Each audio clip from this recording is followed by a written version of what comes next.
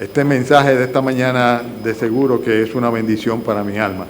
La enseñanza que yo les traigo a ustedes, pero que realmente el Señor me ha dado en particular, tiene que ver con lo que hay que hacer, o lo que tenemos que hacer, lo que debemos hacer.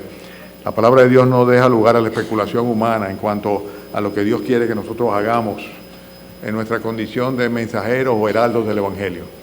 O sea, no es un asunto de opiniones, ni lo que Él nos dice claramente que es lo que espera de nosotros. Y recuérdense que el sermón de la semana pasada se fue titulado inclusive cuando nos disponemos a servir a Dios. Y eran las cosas que suceden normalmente cuando una persona dice yo voy a consagrarme y voy al servicio del Señor. Tomamos como referencia cuando parte el primer viaje misionero desde Antioquía de Siria, ¿verdad?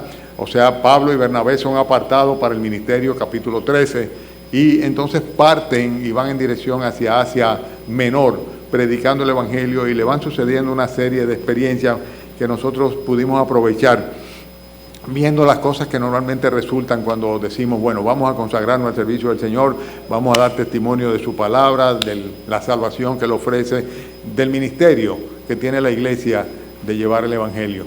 Y eso era lo que estaban haciendo, importantizando la labor misionera de la iglesia. No se quedaron engordando en la iglesia en Antioquía, que era una iglesia que estaba nutrida por muchos pastores y maestros, una iglesia con mucha gente capacitada, sino que se propusieron llevar el Evangelio más allá donde no fuese predicado. Hubo un mandato del Señor y ellos simplemente obedecieron. Cuando fueron a predicar se encontraron con diferentes tipos de oyentes, diferentes tipos de congregaciones, de comunidades, de sinagogas realmente que eran. Y vieron cómo el Señor fue obrando, y algunas personas endurecían su corazón, otras personas pues se compungían de corazón, y otros profesaban a Cristo como su Señor y Salvador, pero otros inclusive le presentaban un frente que llegaba el momento en el cual sencillamente tenían que sacudir aún el polvo pegado a sus pies. Hoy vamos a ver qué es lo que tenemos que hacer cuando realmente estamos ya en el camino del servicio al Señor. Recuérdense que la conclusión del mensaje de la semana pasada era el hecho de que nosotros, partiendo de ser hijos de Dios por conversión, no sé si se recuerdan, pero ojalá que sí. Yo sé que luego con tantas cosas se olvidan los detalles. Y cuando nos convertimos a Cristo, venimos a ser hijos de Dios. Por medio de la fe en Él, el Señor nos adopta como hijos. Pero decíamos que eso no era suficiente. No era suficiente ser un hijo de Dios, ser un cristiano verdadero, una cristiana verdadero, sino que además de eso, Dios espera que nosotros nos convirtiésemos en verdaderos discípulos de Él. Que la única manera de convertirse en un discípulo, un seguidor de Cristo, es conociendo al Maestro. Y la única manera de conocer al Maestro es a través del estudio de las Escrituras. Si una persona se convierte a Cristo y se quedó ahí, pues está bien, ¿ok? Pero no va a disfrutar de todo lo que el Señor tiene para sus hijos. Y va a tener una cantidad de dudas y va a ser muy vulnerable a los ataques de Satanás. Pero cuando una persona se decide a convertirse en un seguidor del Señor Jesucristo, un discípulo de nuestro Señor Jesucristo, tiene necesariamente que hacerlo a través de las Escrituras, si no se va a convertir en un discípulo de los hombres, de lo que le digan, ¿verdad? O sea que tiene que consagrarse al estudio de las Escrituras, pero tampoco es suficiente eso. O sea, Dios quiere, además de esto, que nosotros lleguemos a hacer ¿qué cosa? ¿Se recuerdan? No se acuerdan, no se recuerdan. Servidores, siervos del Señor Jesucristo. O sea, personas que realmente nos consagremos a su servicio de una manera absoluta y total. O sea, no es quedarnos como simples convertidos. Tampoco es decir, yo tengo mi relación con el Señor, yo estudio mi Biblia, etc. Sino realmente servir a la obra del Señor, al ministerio de la obra de Cristo, de la iglesia del Señor Jesucristo. Y ese es el propósito que debe tener cada uno de nosotros. Identificar en qué área el Señor quiere que nosotros sirvamos y inmediatamente lo sepamos, pues sencillamente echar hacia adelante, apoyado no en los hombres, no en la institución, no en la comunidad, sino en el mismo Espíritu de Dios que está en nosotros. Y lo que vamos a ver hoy es lo que precisamente tenemos que hacer a pesar de las dificultades, porque los discípulos, en este caso los hermanos misioneros, Pablo y Bernabé, con los que le acompañaban, no le encontraron fácil desde el principio, encontraron una serie de oposiciones, pero al mismo tiempo iban recopilando bendiciones, viendo cómo eficazmente la palabra de Dios iba actuando, no solamente entre algunos judíos, sino sobre todo entre los gentiles, que era el ministerio fundamental que tenían ellos. O sea que lo que vamos a tratar de ver en esta mañana es qué es lo que hay que hacer cuando nos hemos decidido ya a servir al Señor Jesucristo. A mí me pasa con frecuencia, y en los últimos años todavía más, que por momentos pues qué sé yo, entro en dudas o me decaigo, digo, parece que ya mi tiempo terminó. Y por eso ustedes ven que estoy siempre alentándole a ustedes que oren porque el Señor levante nuevos pastores en las congregaciones. Pero este mensaje me fue de mucha bendición, porque vino a confirmar algo que en cierta manera yo creo que sabía, y es el hecho de que hay que seguir hacia adelante, hasta el momento en el cual el Señor indique otra cosa. En la vida cristiana no existe tal cosa como una jubilación. En el ministerio en que nosotros estamos no existe tal cosa como una jubilación. Y la posición es lo de menos, lo importante es llevar a cabo la misión para la cual el Señor nos haya puesto. Es muy interesante que en el caso de Pablo y Bernabé, ustedes saben cuál era el líder original del grupo misionero. Era Bernabé, no era Pablo. Era Bernabé. Bernabé era el verdadero, era el mayor. Acuérdense que Bernabé es el que toma a Pablo y lo lleva delante de los apóstoles. Bernabé es el que va a Antioquía de Siria porque le dicen o lo mandan allá que se habían convertido muchas personas. Entonces Bernabé dice, bueno, déjame ir a Tarso a buscar a Pablo para que vengan acá. Y viniendo entonces a Antioquía de Siria, comienza a enseñar, a nutrir a los hermanos con la palabra de Dios para que pasen de ser creyentes a discípulos.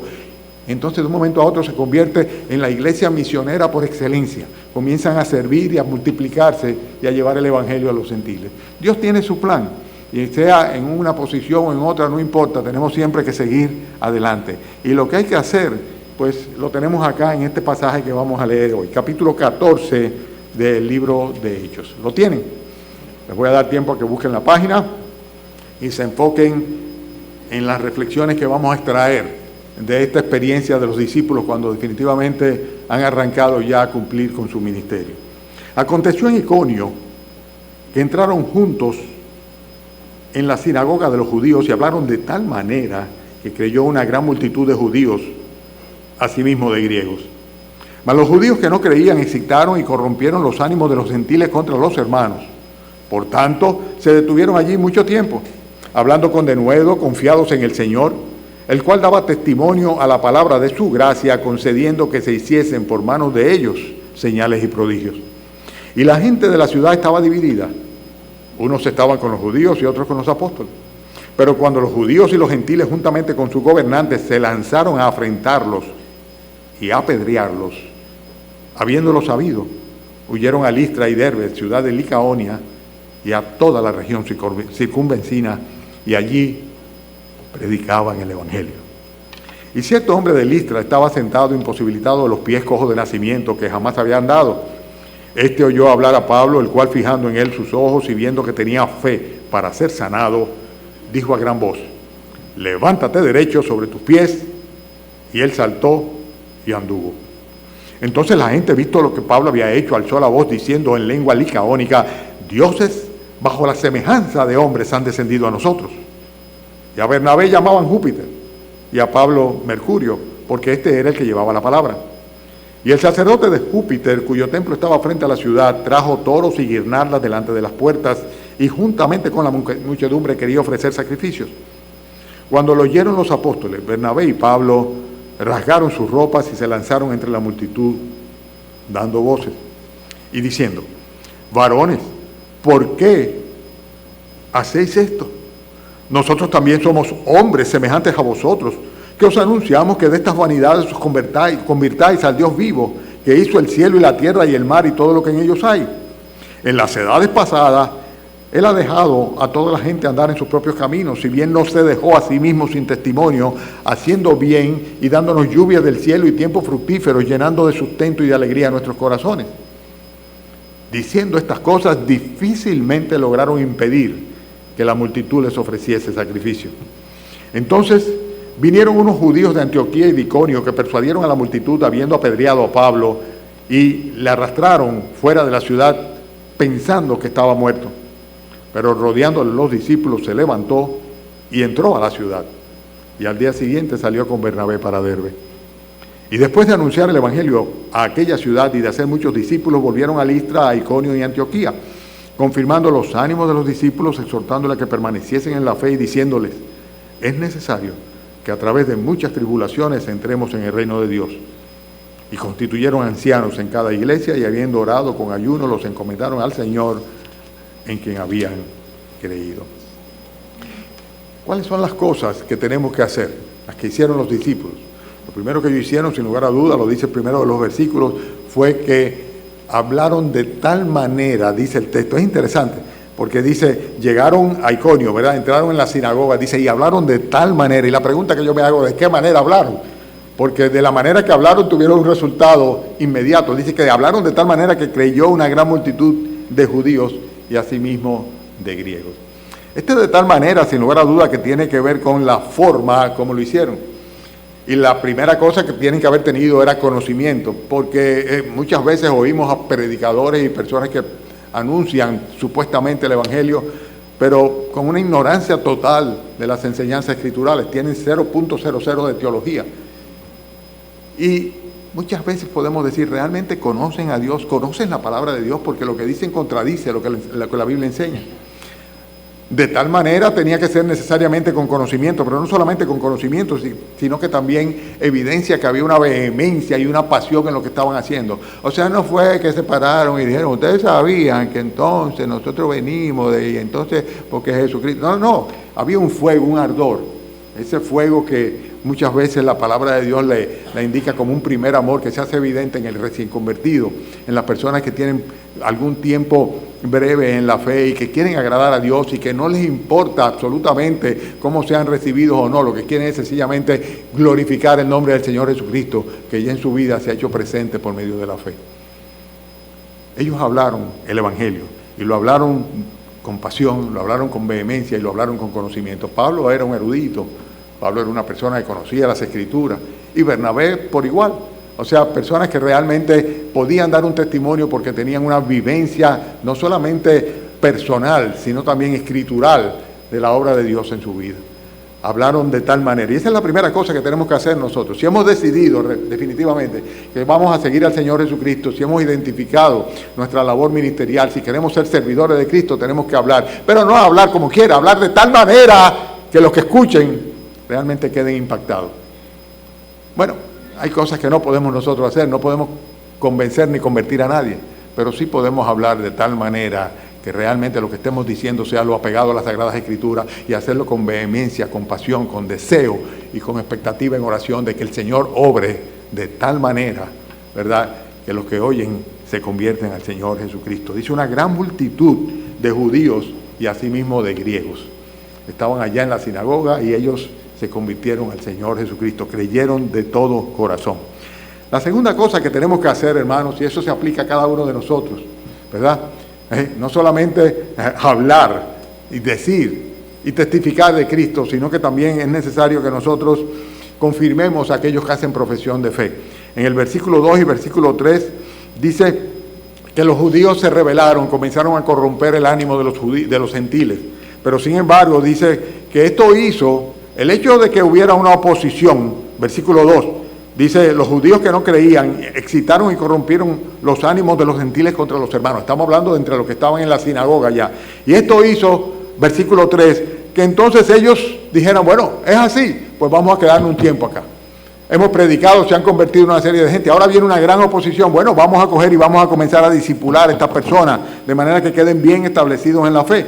Y dice el versículo 3 que por tanto se detuvieron allí mucho tiempo, hablando con denuedo, confiados en el Señor, el cual daba testimonio de la palabra de su gracia, concediendo que se hiciesen a través de ellos señales y prodigios. O sea, atestiguando de la autoridad que estaba delegada sobre ellos en la enseñanza de la palabra de Dios.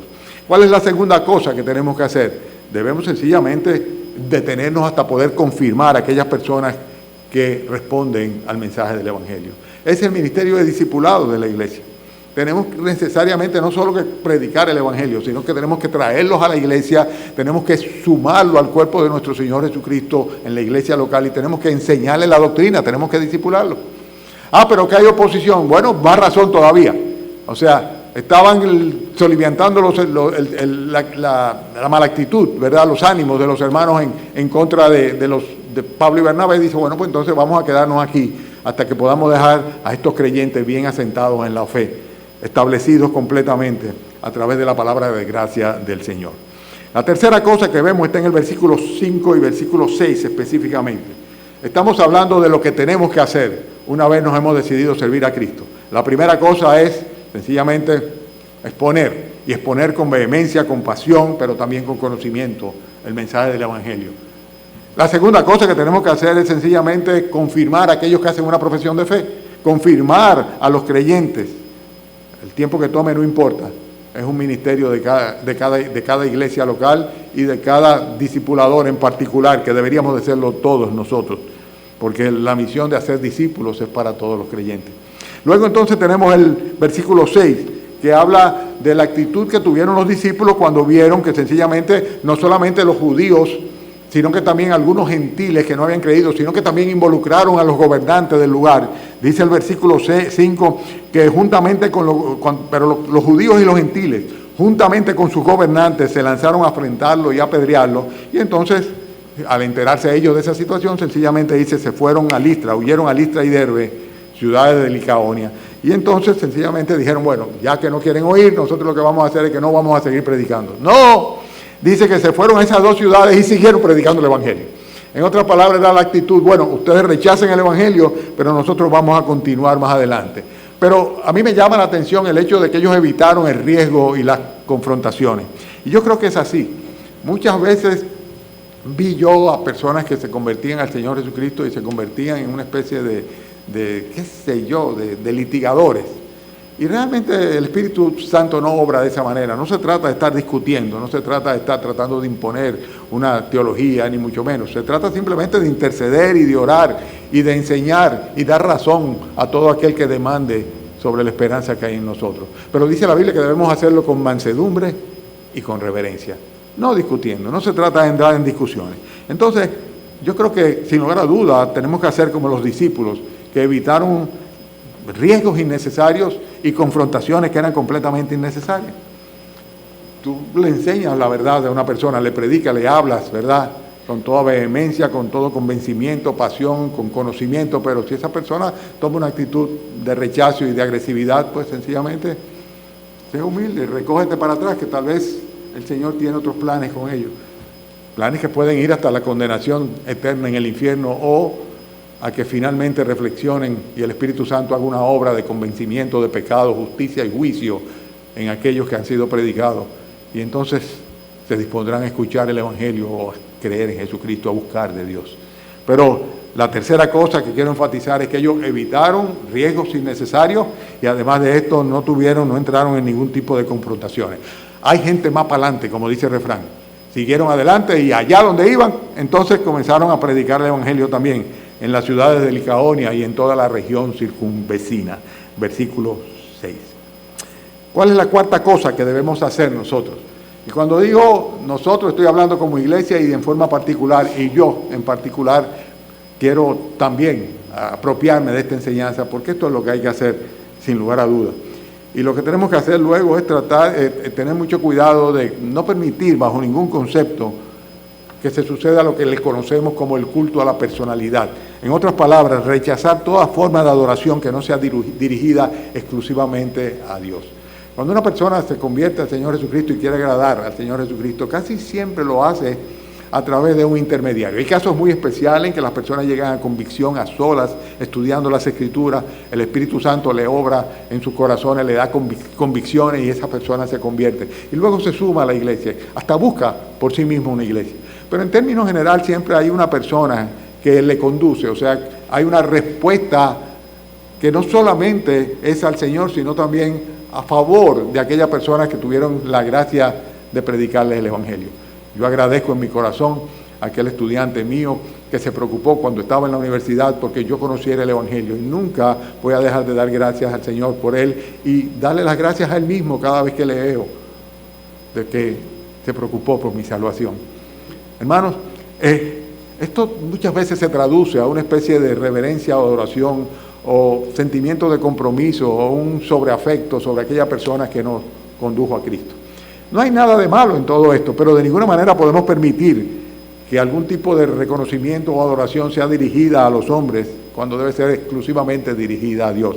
Y es lo que vemos nosotros que sucedió en el versículo 14, cuando luego que hubo una sanación, hay una curación, y dijeron, bueno, dioses en forma de hombre han venido sobre nosotros. Y dijeron, bueno, Bernabé tiene que ser Júpiter, ¿verdad? Y Júpiter no es otra cosa que Zeus, o sea, el tope de la divinidad griega. del panteón griego, sino que decían definitivamente, como Pablo que está llevando la palabra, él tiene que ser Mercurio, el que envía, el mensajero de los dioses, ¿verdad? Y dijeron, bueno, vamos a adorarle, vamos a traer los toros, vamos a traer guirnaldas, vamos a hacerle una adoración, porque estas personas son divinidades delante de nosotros. Tenemos que tener mucho cuidado. Dios no comparte su gloria absolutamente con nadie. Absolutamente con nadie. El que se crea ser algo no siendo nada, dice mal hace, dice la Escritura. Tenemos que tener mucho cuidado. O sea, está bien que tengamos un sentimiento de gratitud hacia las personas que nos predican, pero no hay ningún mérito absolutamente. Y si tú llegas a convicción y si tu vida se endereza, ¿verdad? Y si tú vienes a los pies de Cristo, o si no, sencillamente tú te arrepientes de tu pecado y comienzas a servirle a Dios de todo corazón, es obra del Espíritu Santo. No es una obra humana, de ninguna manera. Consecuentemente, no hay deuda. Era lo que yo le decía ayer a los hermanos allá en la noche. Decía, realmente la iglesia es quien ha estado siempre intercediendo, orando y enviando sus ofrendas acá. O sea, realmente no tiene ningún sentido que haya ningún reconocimiento, salvo que yo lo tome y lo traiga a ustedes como una actitud de gratitud. Pero en cualquiera de los casos, siempre dábamos anoche, ahora y siempre la gloria al Señor, porque todo es fruto de su gracia y de su misericordia. Consecuentemente, la cuarta cosa que tenemos que hacer es rechazar toda forma de adoración o que no sea dirigida exclusivamente a Dios. Mucho cuidado con esto. Ustedes dirán, bueno, eso es obvio, ¿no? No se crean. Hay una especie de culto a la personalidad que yo la veo a diario a través de las redes sociales, a lo que tal pastor o tal otro hermano o tal persona dice, hace, piensa o enseña. Y eso es triste, porque se desvía la gloria que le corresponde solamente a Dios. ¿Ok? Hay que tener mucho cuidado con esto. La quinta cosa que tengo acá que he podido extraer del pasaje en cuanto a lo que tenemos que hacer es anunciar la necesidad, y la palabra necesidad la subrayo, la necesidad de convertirse al único Dios verdadero. Versículo 15, y diciendo, versículo 14 dice, cuando lo oyeron los apóstoles Bernabé y Pablo, rasgaron sus ropas, se lanzaron entre la multitud dando voces y diciendo, varones, ¿por qué hacéis esto? Nosotros también somos hombres semejantes a vosotros que os anunciamos que de estas vanidades os convirtáis al Dios vivo que hizo el cielo y la tierra, el mar y todo lo que en ellos hay. En otras palabras, anunciar la necesidad, la importancia, lo fundamental que es que haya una conversión genuina y una conversión a Dios. En otras palabras, que paremos nuestra vida de un todo, si pudiéramos ponerla como dicen, frizarla absolutamente, reflexionemos sobre nuestra realidad y la expectativa de la condenación que nos espera y en consecuencia nos decidamos volver nuestro rostro hacia el Señor. Y esto es precisamente lo que ellos decían. Ellos decían, es necesario que os convirtáis al Dios vivo. Al Dios vivo que no tiene nada que ver con religiones ni con falsa adoración. Al Dios vivo que creó todo lo que existe y el cual es el único que merece toda gloria y toda honra y todo servicio. La conversión es imprescindible. Saben que muchas veces se pretende estar predicando el Evangelio sin predicar el arrepentimiento y la conversión. ¿Por qué? Porque no se quiere ofender, no se quiere decirle a una persona que está completamente incapacitada de ir a la presencia de Dios el día que parta de aquí, porque no se quiere ofender, no se le quiere llamar pecador, no se le quiere llamar al pecado pecado tampoco, a la inmundicia inmundicia. Pero la enseñanza bíblica es que cada uno de nosotros estamos completamente corrompidos por causa del pecado, que no hay nada bueno en nosotros, realmente no lo hay, y que consecuentemente es necesario que haya una conversión, un cambio de dirección en nuestras vidas, que solamente puede sucederse cuando, arrepentidos de nuestros pecados, venimos a los pies del Mesías, de Cristo, y le decimos, Señor, perdóname, sálvame, te entrego todo mi ser. Esa es la conversión. Hay que predicar esa parte. No se trata simplemente de dar un testimonio o hablar de las virtudes o las bondades que tiene la vida cristiana, que son múltiples, sin lugar a dudas. Los incrédulos no lo creen, ellos creen que gozan más que nosotros. Ellos creen que son más felices que nosotros. Ellos creen que tienen mejores recursos, más paz que nosotros. Pero nosotros tenemos nuestra fe puesta en el Dios vivo, el que creó todas las cosas. Y esto es una tremenda bendición que debemos nosotros compartir. Ellos comenzaron a anunciar no solamente que no podían aceptar una adoración que solamente le correspondía al Dios, creador de los cielos y la tierra, sino que era necesario que ellos, los que estaban siendo predicados, se convirtieran de todo corazón. Y convertirse implica abandonar la vieja senda, el viejo camino, la dirección que llevábamos, para entonces comenzar a caminar de mano con el Señor a partir de un arrepentimiento y una conversión genuina, una profesión de fe. Esto es parte de lo que tenemos que hacer. Algunos se ofenderán, sí, es posible que sí, pero otros reflexionarán sobre ello y verán su necesidad genuina de un arrepentimiento total. Después de esto vemos nosotros que ellos recibieron diversas formas de agresión. El versículo 19, bastante más adelante, vemos cómo ellos pagaron el precio de estar sirviéndole al Señor Jesucristo. Dice que vinieron unos judíos de Antioquía y de Iconio y persuadieron a la multitud. ¿Y qué hicieron? Versículo 19. Apedrearon a Pablo. Y habiendo apedreado a Pablo, le arrastraron fuera de la ciudad pensando que estaba muerto. ¡Wow! El apedreamiento era para matar, era una forma de condena, ajusticiamiento. Y eso hicieron. Le cayeron apedreadas y cuando dice lo arrastraron fuera de la ciudad, arrastraron el cadáver de Pablo fuera de la ciudad. Ellos lo daban por muerto. Y la Escritura dice que pensaban que estaba muerto porque lo daban por muerto, o sea, estaba inánime completamente. Y lo fueron llevando, yo no sé qué distancia habrán recorrido fuera, pero lo pusieron en el lugar donde las fieras pudieran, los perros, las aves de rapiña pudieran simplemente comerse sus carnes. Pero dice el versículo 20 que rodeándole los discípulos se levantó y entró en la ciudad y al día siguiente salió con Bernabé para Derbe. Bueno. Ustedes hubieran vuelto a la ciudad.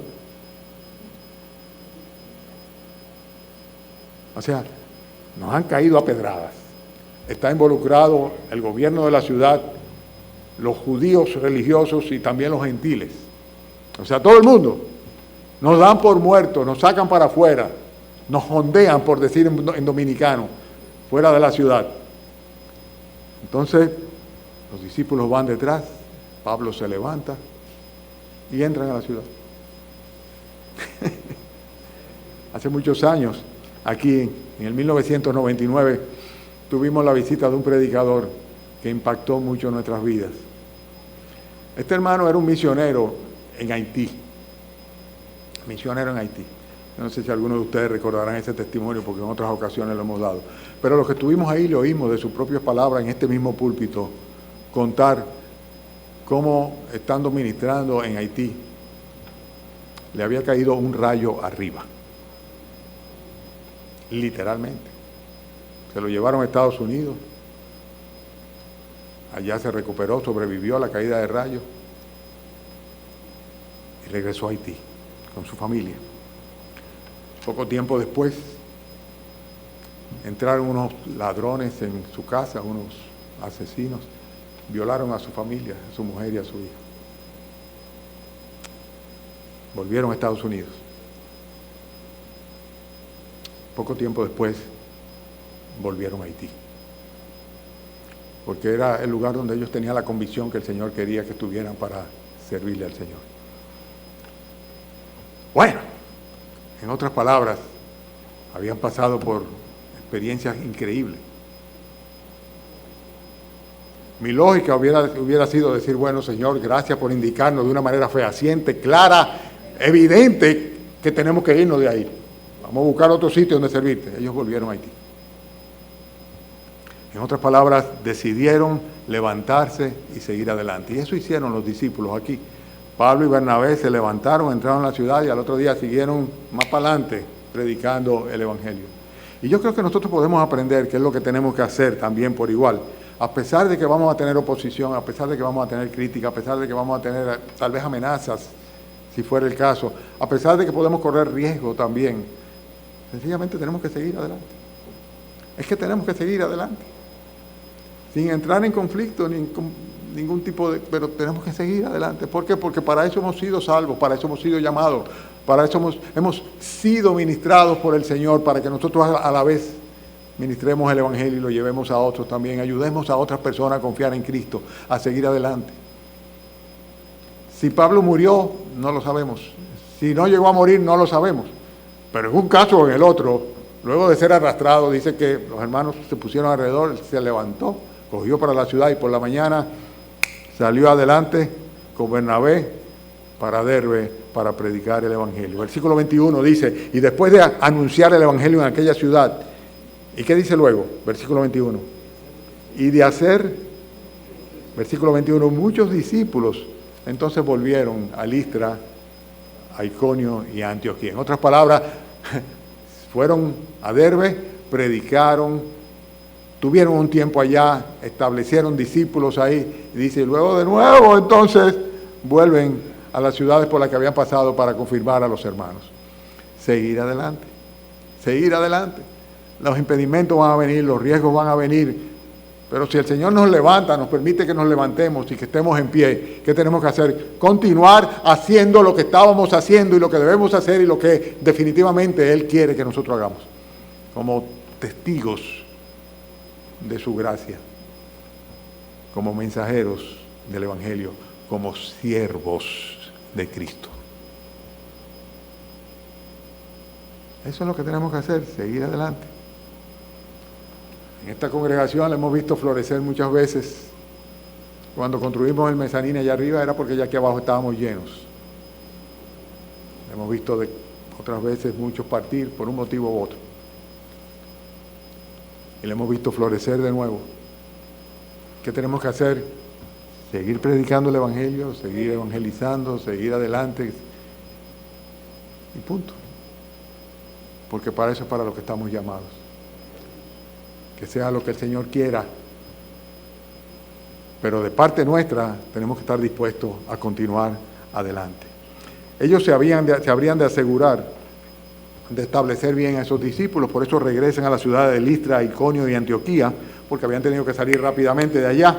Y dice el versículo 22 que cuando lo hicieron iban confirmando los ánimos de los discípulos y exhortándoles, versículo 22, a que permanecieran en la fe y diciéndole, es necesario que a través de muchas tribulaciones entremos en el reino de Dios. En otras palabras, estaban regresando para reforzar la verdad de aquel en quien habían creído.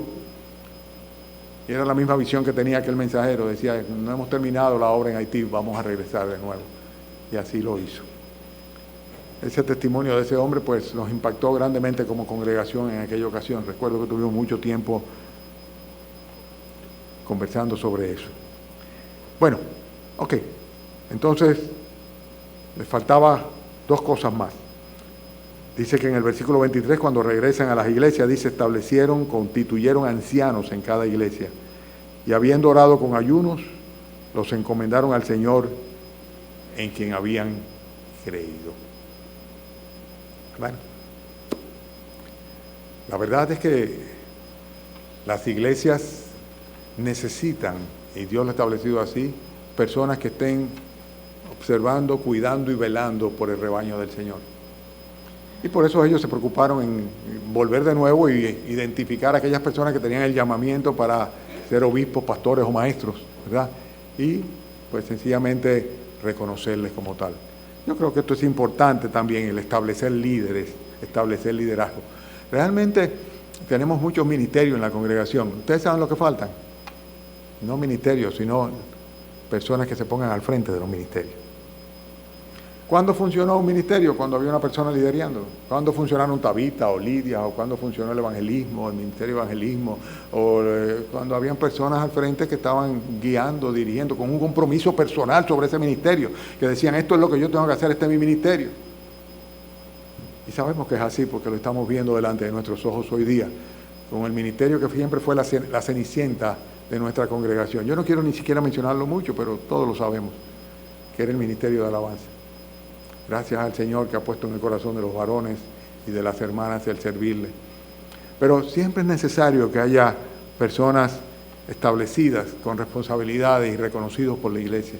Y ellos lo estaban haciendo ahí. Finalmente, vemos nosotros en los versículos 26 al 28 que hicieron los apóstoles ya en su regreso a Antioquía de Siria. Dice el versículo 26 que de ahí navegaron a Antioquía, desde donde habían sido encomendados a la gracia de Dios para la obra que habían cumplido. Y habiendo llegado y reunido a la iglesia, refirieron cuán grandes cosas había hecho Dios con ellos y cómo había abierto la puerta de la fe a los gentiles. y se quedaron allí mucho tiempo con los discípulos. Los misioneros saben, ¿verdad?, que tienen, por así decirlo, todo un backup, un respaldo, un apoyo espiritual sobre ellos, que está constantemente intercediendo a favor del ministerio que llevan a cabo y sus propias vidas y familias. Realmente, eso es lo importante del ministerio misionero de cada iglesia. El apoyo emocional, el apoyo material es importante también, pero el apoyo espiritual fundamentalmente. Ellos sabían que tenían una iglesia en Antioquía que los había enviado, los había encomendado a ese ministerio de predicar el Evangelio a los gentiles y que tenían que reportar, tenían que darle. De hecho, los misioneros norteamericanos tenían el hábito, yo no recuerdo ahora, tal vez José se recordará de eso, de que cada 2 años o cada 4 años, cada cuántos años era que tenían que volver a las iglesias que les sostenían para reportar cómo iban las cosas. No sé si eran cada 2 años, 4 años. Yo sé que cuando el hermano Pablo era pastor, en varias ocasiones tuvo que ir junto con su esposa a reportar, a hacer un periplo por las iglesias, de manera de reportar cómo iban las obras. Algo que realmente es una bendición para las iglesias que envían, el recibir un feedback, una respuesta de aquellas congregaciones. ¿Saben que eso falta al ministerio misionero? Un liderazgo tal que organice visitas a estas iglesias y que organice también visitas de las iglesias hacia acá, como en otra época lo hacíamos, de manera de que podamos tener no solamente un envío de una remesa, por así decirlo, mensual, sino también un conocimiento, un apoyo, un testimonio permanente de la obra de Dios en nuestro país, por lo menos en nuestro país, ¿verdad?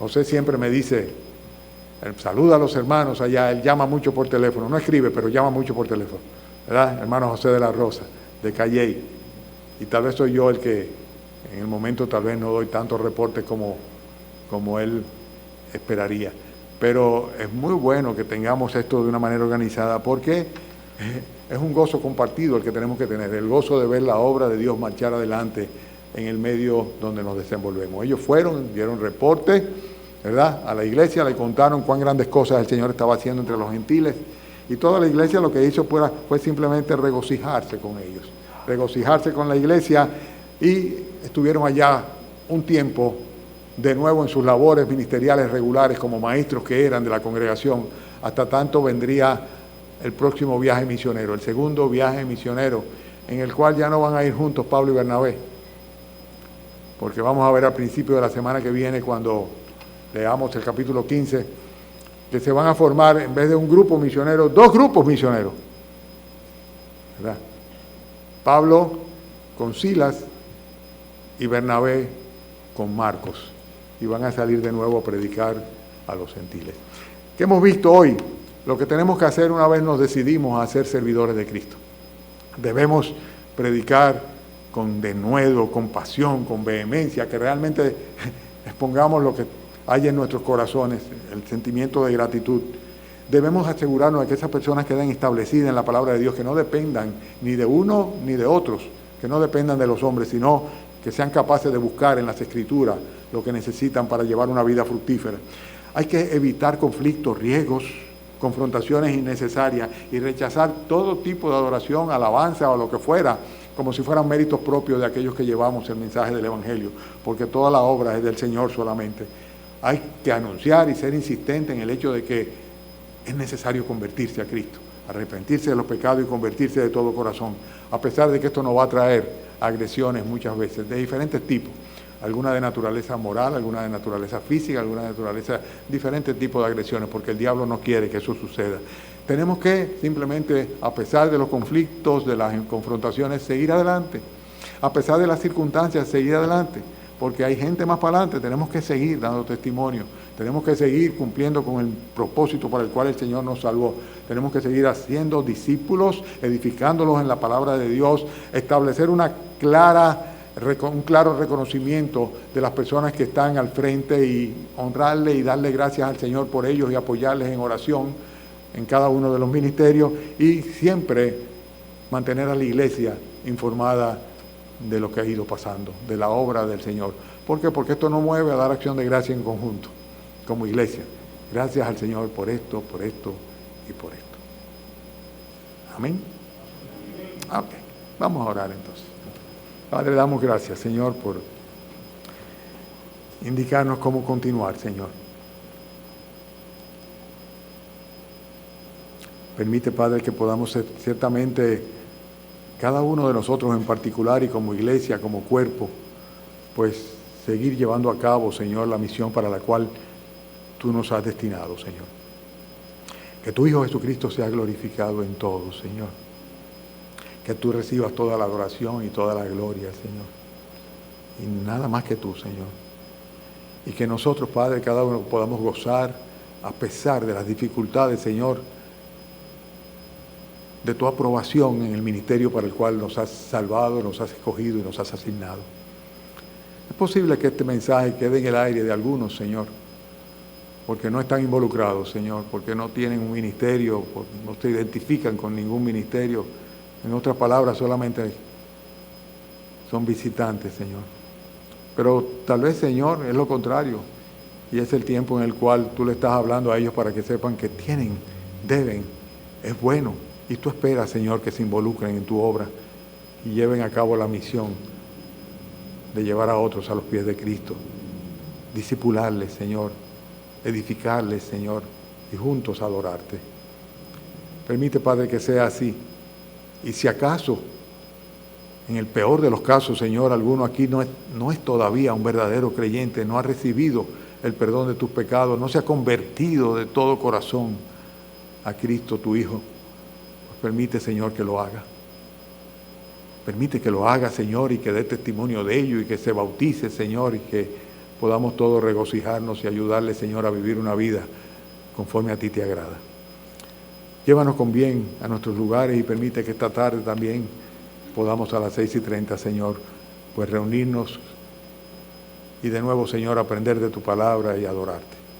En el nombre de Cristo Jesús. Amén.